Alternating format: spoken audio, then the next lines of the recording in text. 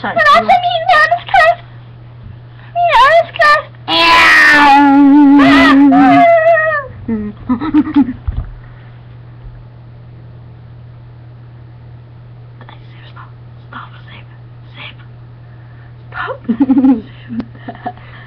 Så har jeg lige fået overskæg.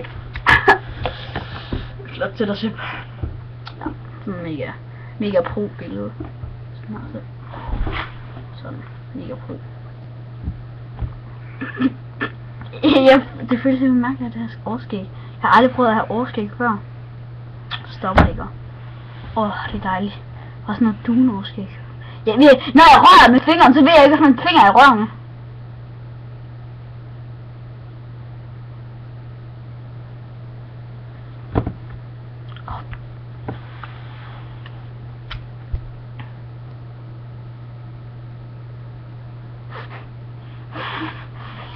Kom, lad os gå ud.